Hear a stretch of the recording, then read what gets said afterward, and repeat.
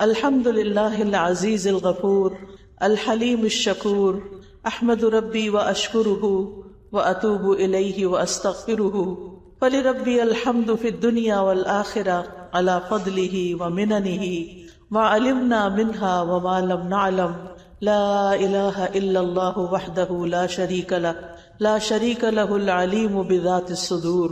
ہر قسم کی تعریف اللہ کے لیے ہے جو غالب ہے اور بخشنے والا ہے، بردبار ہے اور قدردان ہے۔ میں اپنے رب کی حمد کرتی ہوں اور اس کا شکر ادا کرتی ہوں اور اس کی بارگاہ میں توبہ کرتی ہوں اور اس سے بخشش طلب کرتی ہوں۔ پس دنیا اور آخرت میں میرے رب ہی کے لیے ہر قسم کی حمد اور تعریف ہے، اس کے فضل و کرم پر، اس کے احسانات پر جنہیں ہم جانتے ہیں اور جنہیں ہم نہیں جانتے۔ اللہ کے سوا کوئی معبود برحق نہیں، وہ اکیلا ہے، اس کا کوئی شریک نہیں، اور وہ دلوں کے بھید تک جانتا ہے۔ اللہ سبحانہ تعالیٰ کا بہت بہت شکر ہے، اس کا فضل ہے، اس کا انعام ہے، اس کا احسان ہے کہ اس نے ہمیں مسلمان پیدا کیا، ہمیں اپنی محبت عطا کی، اپنی معرفت دی، اپنا شکر ادا کرنے کی توفیق دی۔ اس کا شکر ہے اس نے ہمیں قرآن دیا جو کہ ایک بہت بڑی نعمت ہے۔ قرآن مجید کے بارے میں اللہ تعالیٰ فرماتے ہیں، یا ایھا الناس، اے لوگو، قد جاءتکم موعظۃ من ربکم، تمہارے پاس تمہارے رب کی طرف سے عظیم نصیحت آ چکی ہے، وشفاء لما فی الصدور، اور اس کے لیے سراسر شفا ہے جو سینوں میں ہے۔ کوئی بھی دکھ، درد، تکلیف، اداسی، غم، پریشانی، ڈپریشن، انگزائٹی، کسی بھی قسم کی کوئی چیز جو دلوں کو تکلیف دینے والی ہے، اس سب کے لیے، ہر بیماری کے لیے یہ قرآن شفا ہے۔ وَهُدًى وَرَحْمَةٌ لِّلْمُؤْمِنِينَ، اور مومنوں کے لیے سراسر ہدایت اور رحمت بن کر آئی ہے یہ کتاب۔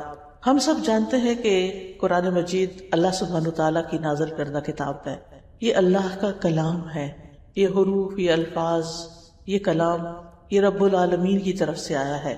جبریل علیہ السلام جو فرشتوں کے سردار ہیں اس کو لے کر آئے ہیں۔ محمد الرسول اللہ جو تمام انسانوں کے سردار ہیں، تمام پیغمبروں کے سردار ہیں، ان پر یہ کتاب نازل ہوئی ہے، اور یہ امت محمدیہ صلی اللہ علیہ وسلم کا ایک بہت بڑا اعزاز ہے کہ اللہ نے دین کو ان پر مکمل کیا اور انہیں اس کتاب سے نوازا۔ یہ کتاب وہ کتاب ہے جس سے دلوں کی اصلاح ہوتی ہے، جس سے حالات بدلتے ہیں، جس سے انسان بدلتے ہیں، جس سے انسانوں کے حالات درست ہو جاتے ہیں۔ یہ رب العالمین نے انسانوں ہی کے فائدے کے لیے بھیجا ہے۔ یہاں اس آیت کے اندر 4 باتیں بیان ہوئی ہیں کہ یہ قرآن ایک نصیحت ہے، یہ سینوں کی بیماریوں کے لیے شفا ہے، یہ ہدایت کا باعث ہے، اور یہ مومنوں کے لیے رحمت کا باعث ہے۔ یعنی یہ قرآن سراسر فائدے کی کتاب ہے۔ آج ہم دیکھیں تو ہمیں ان میں سے ہر چیز کے لیے کسی علاج کی ضرورت ہے کہ ہم اپنی غفلت اس کی نصیحت سے دور کر سکیں، ہمارے دلوں کی گھٹن اس کے لیے یہ شفا بن جائے، ہماری لا علمی کے لیے ہدایت کا راستہ بنے، اور پھر سراسر اللہ تعالیٰ کی طرف سے اس کے ذریعے ہم پر رحمتیں اور برکتیں نازل ہوں۔ نصیحت کے لیے لفظ موعظہ استعمال ہوا ہے۔ موعظہ کا لفظ واعظ سے ہے، واعظ اردو میں بھی لفظ استعمال ہوتا ہے۔ موعظہ ایسا واعظ ہوتا ہے جو انسان کو اس کا انجام یاد دلاتا ہے، اچھا بھی اور برا بھی، کہ جیسا کچھ انسان کرتا ہے ویسا ہی اس کا انجام ہوگا۔ واعظ ایسی نصیحت کو کہتے ہیں جو انسان کو دنیا کی مشغولیت، دنیا کی مصروفیات، دنیا کی محبت سے ہٹا کر اللہ کی یاد اور آخرت کے دن کی طرف متوجہ کر دے، اور اس کے اندر ایک رقت پیدا ہو، یعنی ایسا واعظ جو دلوں کو نرم کر دے، جو دلوں کے اندر کی سختی کو دور کر دے۔ یعنی قرآن مجید ایسی کتاب ہے، ایسا کلام ہے، جو شخص اس کو سمجھ کر پڑھتا ہے وہ لازماً ضرور اس کے ساتھ نصیحت حاصل کرتا ہے، اس کا دل نرم ہوتا ہے، اس کا دل بدلتا ہے، کیونکہ یہ اللہ کا کلام ہے، یہ عام کتابوں کی طرح کوئی معمولی کتاب نہیں۔ الحمدللہ ہم سب مسلمان ہیں اور بچپن سے ہمیں اس کی محبت دی گئی، اس کی رسپیکٹ اور اس کے ساتھ ایک تقدس کا احساس ہم سب کے اندر موجود ہے۔ لیکن ہمیں اس سے ایک قدم اور آگے جانے کی ضرورت ہے، اور وہ یہ کہ اس کے ذریعے ہم ہدایت اور رحمت بھی حاصل کریں اور اپنے ٹوٹے دلوں کا علاج بھی کریں۔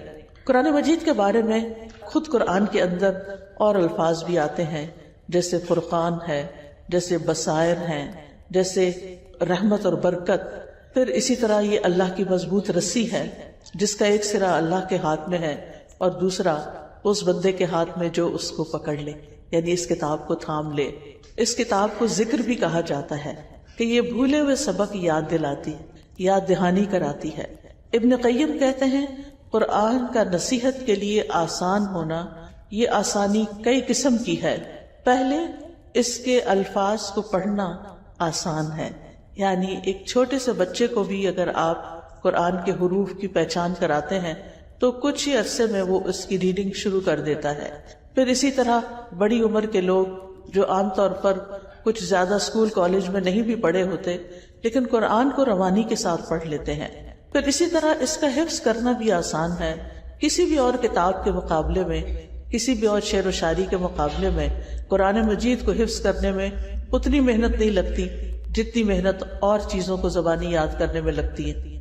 اور اس کی گواہی یہ کہ ہر ایج کے، ہر عمر کے بچے اور ہر عمر کے لوگ اس کو یاد کر لیتے ہیں۔ پھر یہ کہ اس کے معنی کو سمجھنا بھی آسان ہے۔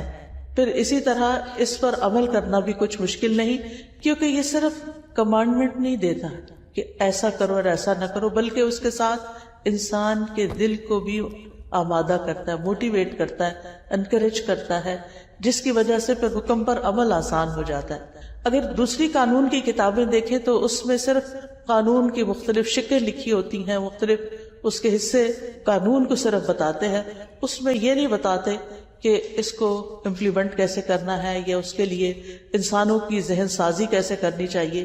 لیکن یہ کتاب صرف قانون نہیں دیتی، صرف ڈوز اینڈ ڈونٹس نہیں دیتی، بلکہ اس کے ساتھ ساتھ دلوں کو نرم کرتی ہے، دلوں کو تیار کرتی ہے، لہٰذا انسان کے لیے اس کو ایکسپٹ کرنا آسان ہو جاتا ہے۔ پھر اسی طرح یہ ہے کہ یہ کتاب تمام جہان والوں کے لیے نصیحت ہے۔ عام طور پر ہم سمجھتے ہیں کہ یہ کتاب صرف مسلمانوں کے لیے نہیں، ھدی للناس، تمام انسانوں کے لیے ہدایت ہے، یعنی اس سے پوری انسانیت کو فائدہ اٹھانا چاہیے۔ ان ہوا الا ذکر للعالمین، اور یہ تمام جہان والوں کے لیے اعزاز اور شرف کی بات ہے۔ پھر اسی طرح یہ کتاب عقل والوں کے لیے نصیحت ہے اور زندہ دل انسانوں کے لیے، جیسے کہ قرآن مجید میں آتا ہے ان ہوا الا ذکر وقرآن مبین لینذر من کان حیا، کہ یہ تو سراسر نصیحت اور واضح قرآن ہے تاکہ اسے خبردار کرے جو زندہ ہے، یعنی جس کے سینے میں زندہ دل ہے وہ اس سے ضرور سبق حاصل کرے۔ رہا وہ شخص جس کا دل مر چکا ہے، جو غفلت میں ڈوبا ہوا ہے، تو اگر وہ قرآن پڑھتا یا سنتا بھی ہے تو بہت زیادہ فائدہ حاصل نہیں کرتا۔ لیکن جس شخص کا دل سمجھنے کی اہلیت رکھتا ہے، جو سمجھنا چاہتا ہے، جو اس کا شوق رکھتا ہے کہ اللہ کا کلام اس کی سمجھ میں آئے، تو اس کے لیے بہرحال یہ بہت آسان ہے۔ پھر اسی طرح اس کا پڑھنا اور پڑھانا سب سے افضل کام ہے۔ خیرکم من تعلم القرآن وعلمہ، تم میں سے سب سے بہترین وہ ہے جو قرآن سیکھے اور سکھائے، یعنی اس کا پڑھنا، سیکھنا، سکھانا، خود حفظ کرنا، کسی کی مدد کرنا، اس کی تفسیر پڑھنا، اس کی تفسیر پڑھانا، یہ تمام چیزیں ایسی ہیں کہ جو انسان کے لیے ایک انتہائی عزت والا کام ہے، انتہائی شرف والا کام ہے۔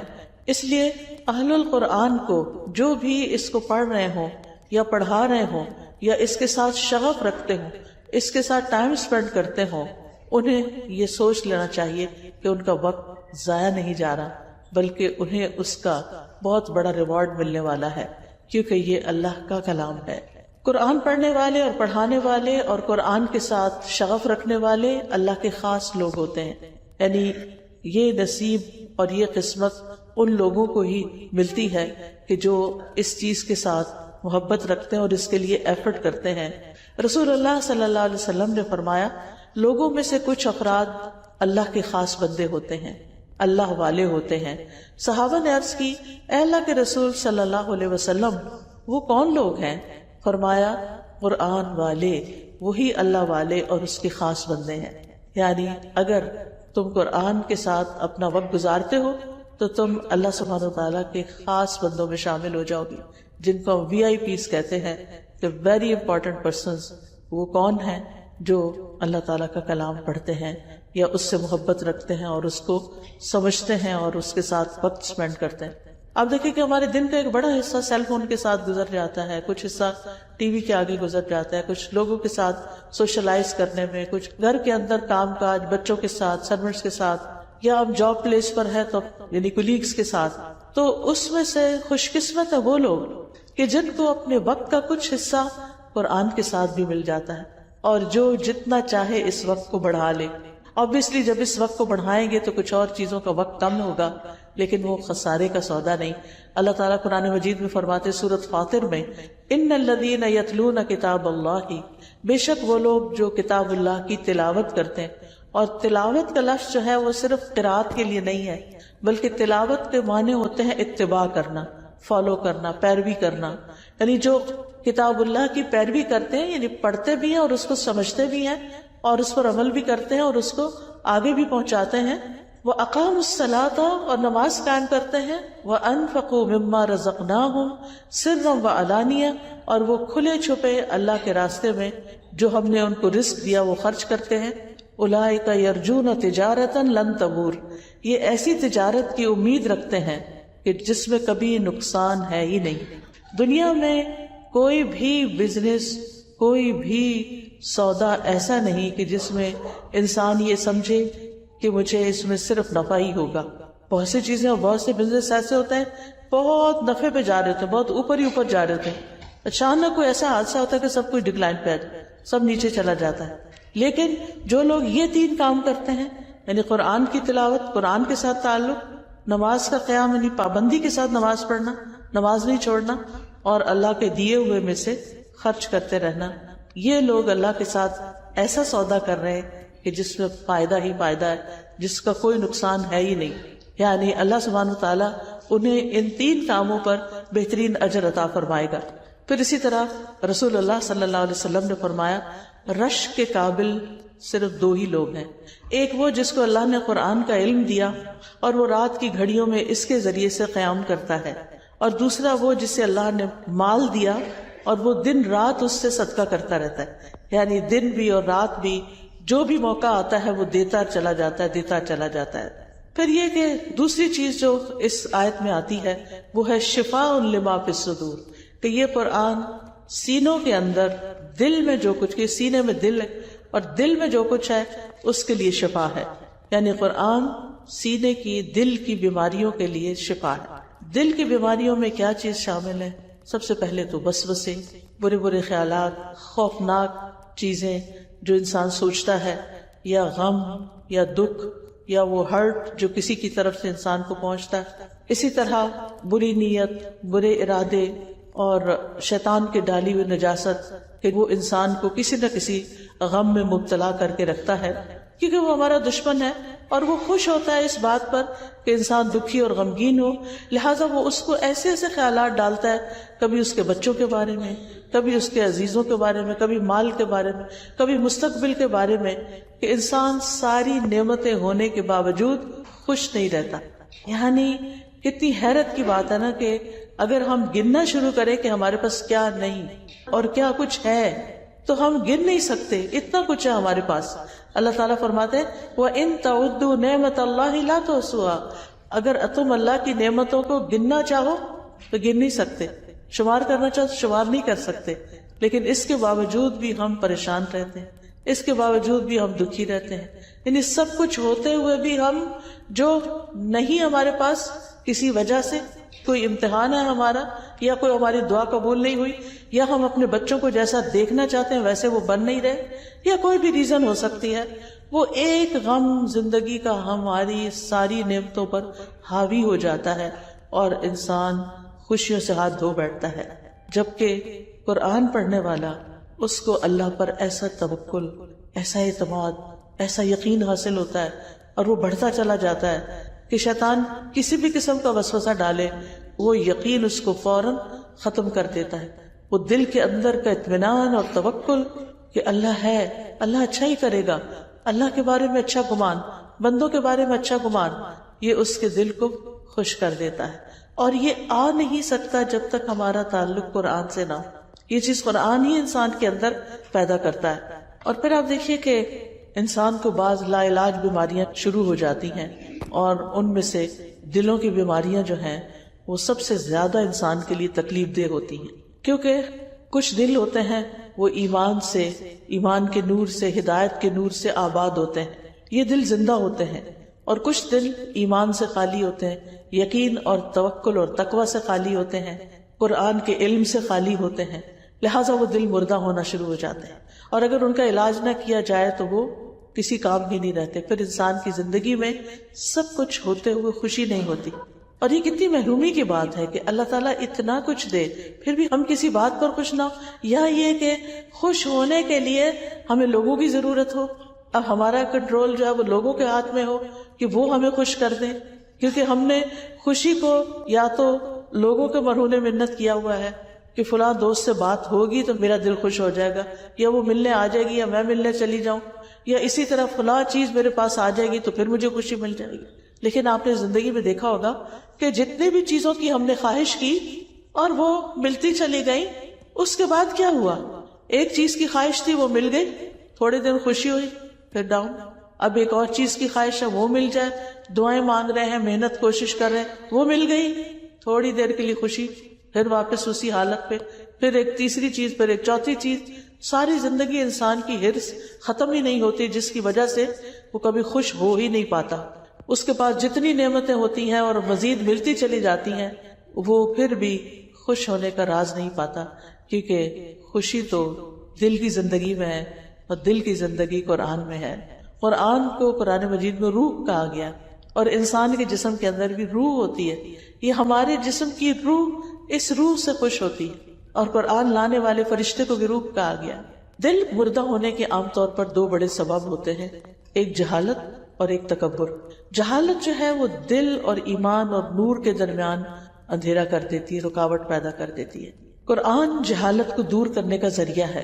جب قرآن کے ذریعے جہالت دور ہوتی ہے تو دل لہلہانے لگتا ہے، ایمان کے ساتھ، قرآن کے ساتھ سینے منور ہو جاتے ہیں، خوش ہو جاتے ہیں، روشن ہو جاتے ہیں۔ قرآن مجید میں شفا کے 3 معنی ہیں کہ یہ گمراہی سے شفا ہے کیونکہ اس میں ہدایت ہے، بیماری سے شفا ہے کیونکہ اس میں برکت ہے، اور اسی طرح فرائض اور احکام کو معلوم کرنے کے بارے میں شفا ہے، کیونکہ جب ہم کسی چیز پر عمل کرنا بھی چاہتے ہیں، فار ایگزامپل اب رمضان قریب آ رہا ہے، روزے تو ہم ہر سال روٹین کے رکھ ہی لیتے ہیں، قیام اللیل بھی کر لیتے ہیں، لیکن اس کے ساتھ ساتھ اکثر لوگ اپنی زکوٰۃ نکالتے ہیں رمضان کے اندر، لیکن ہوتا کیا ہے، لا علمی کی وجہ سے ہم صحیح طور پر کام ہی نہیں کر سکتے، ہم صحیح فنکشن نہیں کر پاتے، ہمارے دل میں ڈاؤٹ رہتا ہے، پتہ نہیں اس پہ زکوٰۃ ہے یا نہیں، پتہ نہیں کتنی نکالنی، یعنی چھوٹے چھوٹے کوسچنز ہوتے ہیں جو ہمارے اندر ایک بے چینی پیدا کیے ہوئے ہوتے ہیں۔ لیکن اگر ہم قرآن پڑھیں اور قرآن کو سمجھیں تو ان میں سے بہت سے سوالوں کے جواب مل جاتے ہیں، پھر کچھ اسپیسیفک کوسچنز رہ بھی جاتے ہیں کہ جن کو مزید علماء نے ڈسکس کر کے اور مزید علم حاصل کر کے ان کو حل کیا ہوتا ہے۔ تو فرائض پر بھی عمل کرنے کے لیے بہت ضروری ہے کہ ہمارے پاس علم ہو، علم کے بغیر ہم اپنے فرائض پر بھی عمل نہیں کر سکتے۔ پھر اسی طرح آپ دیکھیں، جہالت کے علاوہ شک، تکبر، حسد، نفاق، بغض، ہم و غم اور خواہشات کی بھرمار، ان ساری بیماریوں کے لیے قرآن شفا ہے۔ انسان کو قرآن بالکل مطمئن کر دیتا ہے، جو اس کے پاس ہوتا ہے اس پر وہ قناعت کرتا ہے، وہ راضی ہو جاتا ہے۔ اب آپ دیکھیے کہ اگر ہمارے دل میں کوئی شک ہی آ گیا دین کے بارے میں، اللہ کی ذات کے بارے میں، نبی صلی اللہ علیہ وسلم کے بارے میں، تو اس شک سے پھر آپ دیکھیں کہ انسان اچھا بھلا سب کچھ کرتا وہ سب چھوڑ کے بیٹھ جاتا ہے، کیونکہ دل میں شک آ گیا۔ قرآن شک کو یقین میں بدلتا ہے، اس لیے اس شک کو یقین میں بدلنے کے لیے ضروری ہے کہ ہم ڈیلی بیسس پر کچھ نہ کچھ حصہ اس کا ضرور اپنے علم میں لائیں، اس کو سمجھیں تاکہ ہمارے شکوک و شبہات دور ہوں۔ پھر اسی طرح شک کے علاوہ تکبر، انسان کو قرآن اس کی حقیقت بتاتا ہے کہ تم کہاں سے پیدا ہوئے، تم کیا چیز ہو، لہذا انسان کے اندر سے تکبر بھی نکل جاتا ہے۔ پھر حسد، قرآن میں حسد کے بارے میں حابیل قابیل کا قصہ بیان کیا گیا اور پھر حسد کرنے کا انجام بتایا گیا تو انسان توبہ کرتا ہے کہ میں کسی سے حسد کر کے اپنے اعمال کو ضائع کروں. پھر اسی طرح ابلیس کا قصہ بتایا گیا کہ جس کو آدم علیہ السلام سے حسد ہوا اور اس نے اپنا مستقبل خراب کر دیا اور ایگو کا شکار ہو گیا. تو یہ قرآن ہی ہے جو ان تمام بیماریوں اور ان تمام پریشانیوں کا علاج ہے. اور ابن قیم تو کہتے ہیں کہ چاہے دل کی بیماری ہو چاہے کوئی جسمانی بیماری ہو، کوئی بیماری ایسی نہیں جس کا علاج قرآن سے ممکن نہ ہو. وہ تو پورے یقین کے ساتھ کہتے ہیں کیونکہ اللہ تعالیٰ نے فرما دیا ہے کہ یہ شفا ہے، تو یہ شفا ہے اور اس سے شفا حاصل کرنی چاہیے. پھر اسی طرح یہ ہے کہ وہ یہ بھی کہتے ہیں کہ قرآن کے ہر حرف میں شفا ہے، یعنی آپ کہیں سے بھی پڑھنا شروع کر دیں اور کسی بھی قسم کی بیماری رب کے کلام کا مقابلہ نہیں کر سکتی، اس کے آگے نہیں ٹھہر سکتی. اور کہ یہ وہ کلام ہے کہ اگر پہاڑ پر بھی اتار دیا جاتا تو پہاڑ ٹکڑے ٹکڑے ہو جاتا. تو باقی بیماریاں اس کے آگے کیسے ٹھہر سکتی؟ ہمارے اندر کے دل کے پتھر اور باقی جسم کی پتھریاں کہاں رک سکتی ہیں اگر ہم اس کو واقعی پڑھیں اور پورے شوق کے ساتھ اور پوری محنت کے ساتھ اس کو پڑھنے والے ہوں. اور اس کے لیے یقین کا ہونا بھی بہت ضروری ہے. ہم جیسے سوچتے ہیں ہماری باڈی ویسے ہی فنکشن کرتی ہے. اگر ہم یہ سمجھیں کہ قرآن شفا دیتا ہے تو وہ پھر شفا ہوگی انشاءاللہ. اور اگر ہم اس کا ڈینائل ہی کرتے رہیں تو پھر جو ڈینائی کر دیتا ہے اس کے لیے ڈینائل ہی ہوتا ہے. پھر اسی طرح قرآن بہترین رقیہ بھی ہے. رقیہ کہتے ہیں دم کو، یعنی اگر انسان کو کوئی ایسی بیماریاں لاحق ہو گئی ہیں کہ جن کا علاج نیلی پیلی گولیوں میں نہیں ہے، یعنی دوائیوں میں نہیں ہے، تو ایسی صورت میں جیسے نظر بد ہے یا جادو ہے یا جنوں کا چمٹنا ہے اور اس کے نتیجے میں کچھ بیماریوں کا پیدا ہونا ہے، تو اس کے لیے رقیہ بہت فائدہ مند ہے. رقیہ جو ہے آیات شفا یا رقیہ ایک ہی چیز ہے. آئی ڈونٹ نو کہ آپ نے الہدا کے وہ چھوٹے چھوٹے کارڈز دیکھے ہوں گے یا نہیں جس میں آیات شفا لکھا ہوتا ہے. اگر کسی بیمار کے پاس ان کو پڑھا جائے یا بیمار خود اپنے لیے پڑھے تو وہ بہت فائدے کی چیز ہے. حضرت عائشہ کہتی ہیں کہ رسول اللہ صلی اللہ علیہ وسلم ایک مرتبہ ان کے پاس تشریف لائے تو دیکھا کہ ایک عورت حضرت عائشہ کا علاج کر رہی ہے یا ان کو کوئی دم کر رہی ہے. تو آپ نے فرمایا کتاب اللہ یعنی قرآن کے ساتھ اس کا علاج کرو. اگر تمہیں دم کرنا ہی ہے تو قرآن پڑھ کر اس پر دم کرو. اور اس میں سب سے بہترین جو ہے وہ سورۃ الفاتحہ ہے. یعنی اگر انسان سورۃ الفاتحہ پڑھ کر دم کرتا ہے تو انشاءاللہ فائدہ مند ہوگا، کیونکہ سورۃ الفاتحہ کو الشفا بھی کہا گیا ہے. اور اس میں ایک واقعہ بھی آتا ہے صحیح البخاری میں کہ نبی صلی اللہ علیہ وسلم کے چند صحابہ عربوں کے ایک قبیلے کے پاس سے گزرے. قبیلے والوں نے ان کی کوئی ضیافت نہیں کی. اس زمانے میں ہوٹل ریسٹورینٹس نہیں ہوتے تھے. مسافروں کے لیے راہ چلتے جن لوگ کے گھر ہوتے تھے وہی ان کو ٹھہراتے تھے، کھلاتے پلاتے تھے. تو اب یہ کہ وہ ایک قبیلے کے پاس سے گزرے، قبیلے والوں نے ان کی کوئی ضیافت نہیں کی، ان کی کوئی مہمانی نہیں کی. کچھ دیر بعد قبیلے کے سردار کو بچھو نے کاٹ لیا. اب قبیلے والوں نے ان صحابہ سے کہا کیا آپ لوگوں کے پاس کوئی دوا یا کوئی دم کرنے والا ہے؟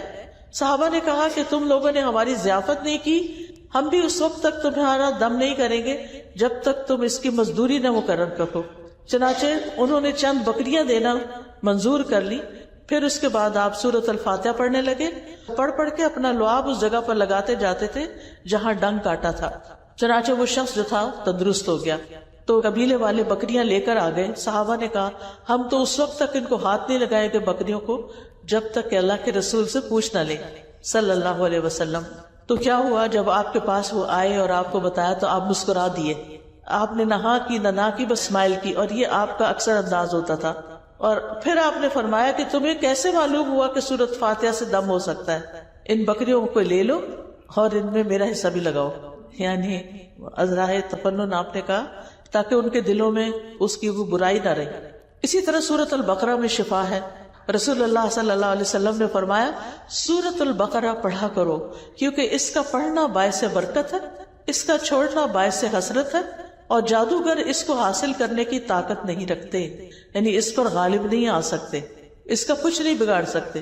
لہٰذا انسان کے لیے ضروری ہے کہ وہ دن میں کچھ نہ کچھ حصہ سورۃ البقرہ کا پڑھ لیا کرے، چاہے پہلی 5 آیتیں کیوں نہ ہو. یعنی صبح قرآن مجید کھولا، سورۃ البقرہ پڑھی اور بند کر دیا. پورا نہیں پڑھ سکے، بچوں کو اسکول بھیجنا ہوتا ہے اور کئی کام ہوتے ہیں، تو پھر اس موقع پر زیادہ ٹائم دیا نہیں جا سکتا. ہاں جب آپ گھر کے کام کا ایسے فارغ ہو جائیں تو فارغ وقت میں پھر بیٹھ کر ضرور سورۃ البقرہ پڑھے. پھر یہ ہے کہ جو قرآن سے شفا حاصل نہیں کرتا وہ ہمیشہ بیمار ہی رہتا ہے، یعنی وہ ایک بیماری کسی دوسری بیماری میں منتقل ہو جاتی ہے، دوسری تیسری میں منتقل ہو جاتی ہے. اور پھر یہ ہے کہ قرآن سے شفا حاصل نہ کرنا دراصل اس کو چھوڑ ہی دینا ہے. تیسری چیز جو یہاں بتائی گئی وہ یہ کہ یہ کتاب ہدایت کی کتاب ہے. ہدایت ہم سب کی ضرورت ہے، اسی لیے ہم ہر نماز کے اندر اہدنا الصراط المستقیم پڑھتے ہیں کہ اے اللہ تو ہمیں سیدھے رستے کی ہدایت دے، اس رستے پہ ہم چلیں، ہم منزل تک پہنچیں اور پھر ہم اس پر استقامت بھی اختیار کریں، اس رستے کو چھوڑ نہ دیں. تو یہ کتاب جو ہے یہ ہدایت کا باعث ہے، اور اللہ تعالیٰ نے اس کو نازل بھی اسی لیے کیا. اللہ تعالیٰ فرماتے ہیں شہر رمضان الذی انزل فیہ القرآن ھدی للناس وبینات من الھدی والفرقان. رمضان کا وہ مہینہ ہے جس میں قرآن نازل کیا گیا، یعنی اللہ تعالیٰ نے یہ کتاب ہمیں رمضان میں دی ہے، اور رمضان کی برکت کی وجہ اس مہینے میں قرآن کا نازل ہونا ہے. دن تو سارے برابر ہوتے ہیں لیکن ایک کو فضیلت دوسرے کی وجہ سے کیوں ہے؟ کیونکہ اس میں قرآن نازل ہوا. اسی طرح جو لوگ قرآن پڑھتے پڑھاتے ہیں قیامت کے دن ان کے درجات بھی بلند ہوں گے، نہ صرف یہ کہ ان کے بلکہ ان کے والدین کے بھی. تو وہ پوچھیں گے کہ یہ ہمیں نعمت کہاں سے ملی، تو بتایا جائے گا کہ تمہارے بچے کے قرآن پڑھنے کی وجہ سے. تو قرآن کی صرف عربک نہیں پڑھنی چاہیے بلکہ یہ کتاب ہدایت ہے، سلامتی کی راہیں دکھانے والی کتاب ہے. یہدی بہ اللہ من اتبع رضوانہ سبل السلام. یہ ایک روشنی اور واضح کتاب آئی ہے جس کے ساتھ اللہ ان لوگوں کو جو اس کی رضا کے پیچھے چلتے ہیں سلامتی کے رستوں کی ہدایت دیتا ہے. زندگی کے ہر معاملے میں آسانی کی کتاب ہے، یعنی آسان احکام والی کتاب ہے. اس میں ہدایت بھی ہے، نور بھی ہے. اسی طرح یہ کتاب گمراہی سے بچانے والی ہے. رسول اللہ صلی اللہ علیہ وسلم نے فرمایا اللہ عز و جل کی کتاب ہی اللہ کی رسی ہے، جو اس کی پیروی کرے گا وہ ہدایت پر رہے گا، جو اس کو چھوڑ دے گا وہ گمراہی پر ہوگا. تو کچھ بھی ہو ہم نے اس کتاب کو چھوڑنا نہیں. جو لوگ پوری پڑھ چکے ہیں وہ دوبارہ سے شروع کر کے ریویژن ساتھ کے ساتھ ہی کر لیں، اور اس طرح اس کتاب کو مرتے دم تک اپنے ساتھ رکھیں تاکہ قبر میں بھی ساتھ جائے، حشر کے دن اٹھے تو ساتھ اٹھے اور جنت تک پہنچائے. یہ کتاب شیاطین کی گمراہی سے بھی بچاتی ہے. اس سے انسان کو ایک فرقان ملتا ہے. فرقان کہتے ہیں کرائیٹیرین کو، کہ انسان اگر قرآن پڑھا ہوا ہوتا ہے تو خود اس کے اندر ایک فلٹر لگ جاتا ہے جس سے وہ ڈیٹیکٹ کر لیتا ہے کہ کیا چیز اللہ کی پسند کی ہے اور کیا شیطان کی ڈالی ہوئی نجاستیں ہیں، اور ان چیزوں کو اپنی زندگی سے باہر نکال دینا ہے. قرآن کی بدولت حکمت اور دانائی بھی ملتی ہے. انسان کو بہت سی ایسی باتیں سمجھ آتی ہیں جو اس کے بغیر سمجھ نہیں آتی. پھر یہ گناہوں سے بچانے کا ذریعہ بھی ہے، یعنی قرآن. کیونکہ اگر ہمیں نہیں پتا کہ اللہ تعالیٰ کس بات پہ ناراض ہوتے ہیں تو ہم شوق سے کرتے رہیں گے، سب لوگ تالیاں بجائیں گے ہمارے لیے، اللہ تعالیٰ ناراض ہو رہے ہیں، لوگ خوش ہو رہے ہیں، اور ہمیں پتہ ہی نہیں کہ حقیقت میں کیا ہو رہا ہے. تو یہ قرآن بتاتا ہے کہ اللہ تعالیٰ کن چیزوں کو پسند کرتا ہے اور کن چیزوں پر ناراض ہوتا ہے. پھر اسی طرح قرآن کے نزول کا مقصد صرف تلاوت نہیں ہے بلکہ اس کا مقصد آیات میں غور و فکر اور اس سے نصیحت حاصل کرنا ہے. سورہ صاد میں اللہ تعالیٰ فرماتے ہیں کتاب انزل الیک مبارک لیدبروا آیاتہ ولیتذکر اولو الالباب. جو کتاب ہم نے آپ کی طرف نازل کی ہے بڑی برکت والی ہے تاکہ لوگ اس کی آیات میں غور و فکر کریں اور اہل عقل اس سے سبق حاصل کریں. عقل والے اس کتاب سے سبق سیکھے. حسن بصری کہتے ہیں قرآن اس لیے نازل کیا گیا تاکہ اس پر غور و فکر کیا جائے اور اس پر عمل کیا جائے، لیکن کچھ لوگوں نے تو اس کو اپنی صرف تلاوت کی کتاب بنا لیا. یعنی صبح اٹھتے ہیں روٹین میں اس کو کھولتے ہیں، کچھ آیتوں کی کچھ پیجز کی تلاوت کرتے ہیں، بند کرتے ہیں، رکھ دیتے ہیں، جیسے کھولنے سے پہلے تھے ویسے ہی بعد میں ہوتے ہیں. کسی آیت پر نہیں رکتے، کسی کا مطلب نہیں پتا، دل پہ کوئی اثر نہیں ہوتا، لہذا پڑھنا ثواب کا تو ہو گیا لیکن عمل میں کچھ نہیں آتا. اللہ سبحانہ وتعالیٰ قرآن مجید میں قرآن پر تدبر کا حکم دیتے ہیں. فرمایا افلم یدبروا القول ام جاءہم ما لم یأت آباؤہم الاولین. کیا انہوں نے قرآن پاک میں غور نہیں کیا یا ان کے پاس وہ چیز آئی ہے جو ان کے پہلے باپ دادا کے پاس نہیں آئی تھی؟ کوئی انوکھا دین آیا ہے ان کے پاس جس کو پہچان نہیں رہے. تو یاد رکھیے ابن تیمیہ کہتے ہیں جو ہدایت کی غرض سے قرآن میں تدبر کرتا ہے اس کے لیے حق کا راستہ واضح ہو جاتا ہے. جو ہدایت کے لیے تدبر کرتا ہے اس کو ہدایت لازماً مل جاتی ہے. اور قرآن کی اگر کوئی صرف تلاوت کر دیتا ہے اور اس پر عمل نہیں کرتا یا کوشش بھی نہیں کرتا کہ اس پہ عمل کرنا ایک دن، تو اس کے بارے میں آتا ہے کہ قیامت کے دن ایسے لوگ جو ہیں یعنی جو صرف پڑھ لیتے ہیں اور عمل نہیں کرتے، ان کی سزا کیا ہے. آپ نے فرمایا میں معراج کی رات ایسے لوگوں پر گیا جن کے ہونٹ کینچیوں سے کاٹے جا رہے تھے آگ کی. جب وہ کاٹے جاتے تو پھر مکمل ہو جاتے. میں نے پوچھا ہے جبریل یہ کون لوگ ہیں؟ انہوں نے کہا یہ آپ کی امت کے وہ خطیب ہیں جو اس چیز کو کہتے تھے جس کو خود نہیں کرتے تھے، یعنی کہنا کچھ اور کرنا کچھ. ہم سمجھتے ہیں کہ اتنے سارے لوگوں میں کیا پتا چلے گا. نہیں، لوگوں کو نہیں پتا چل رہا تو فرشتوں کو تو پتا چل رہا ہے نا، اللہ تعالیٰ کو تو پتا چل رہا ہے نا، اور وہاں تو لکھا جا رہا ہے نا.